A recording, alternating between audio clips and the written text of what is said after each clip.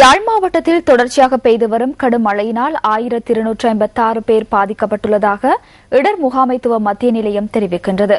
3 நாட்களாக பெய்து வரும் கடும் மழையால் பாதிக்கப்பட்டவர்கள் தற்காலிக இடங்களில் தங்க வைக்கப்பட்டுள்ளதாக எமது பிராந்திய செய்தியாளர் கூறினார்.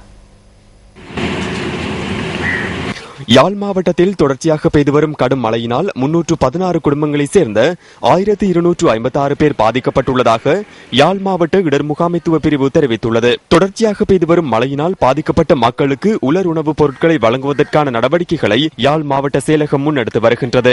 சீரற்ற காலநிலையால் யாழ் மாவட்டத்தில் பாதிக்கப்பட்ட சுமார் 316 குடும்பங்களுக்கு ஒரு வாரத்திற்கு தேவையான உலருணவுப் பொருட்கள் வழங்கப்பட்டுள்ளதாக யாழ் மாவட்ட இடர் முகாமைத்துவ பிரிவு தெரிவித்துள்ளது. தாம் வருடாந்தம் வெள்ளத்தினால் பாதிக்கப்படுவதாகவும் இது தொடர்பிலும் எந்தவித நடவடிக்கைகளும் முன்னெடுக்கப்படுவதில்லை எனவும் பொம்மைவழி மக்கள் கவலை வெளியிடுகின்றனர்.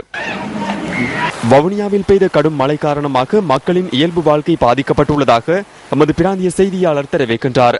இதேவேளை தீபாவளி பண்டிகையை முன்னிட்டு பொருட்கள் கொள்வனவு செய்யும் பலரும் பெரும் சிரமத்தை எதிர்நோக்கியதாக எமது பிராந்திய செய்தியாளர் தெரிவித்தார். முல்லைத்தீவிலும் இன்று பிற்பகல் மழையுடன் கூடிய வானிலை நிலவியுள்ளது.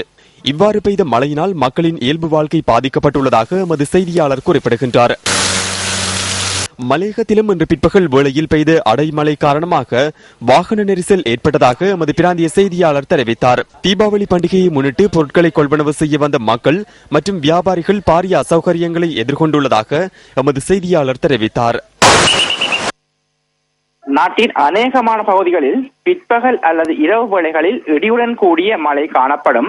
அத்துடன் கரையோர மாவட்டங்கள் சில பிரதேசங்களில் காலை வேளைகளிலும் மழை காணப்படும். இந்த இடியுடன் கூடிய மழை காணப்படும் சந்தர்ப்பங்களில் காற்றும் சற்று பலமானதாக வீசும். கடல் பிராந்தியங்களை பொறுத்தவரையில் இலங்கை தீவை சுற்றுள்ள கடல் பிராந்தியங்கள் பலவற்றிலும் இன்று இடியுடன் கூடிய மழை காணப்படும். கடல் பிராந்தியங்களில் காற்றின் வேகமானது மணித்தாரத்துக்கு 20 கிலோமீட்டர் முதல் 30 கிலோமீட்டர் வரையான வேகத்தில் தென் மேற்கு திசையிலிருந்து காற்று வீசும். இலங்கை தீவை சுற்றுள்ள கடல் பிராந்தியங்கள் பலவற்றிலும் பொதுவாக கொந்தளிப்பற்ற நிலையில் காணப்படுகின்ற பொழுதும் இந்த கடல் பிராந்தியங்களில் இடியுடன் கூடிய மழை காணப்படும் சந்தர்ப்பங்களில் காற்று சற்று பலமானதாக வீசும்.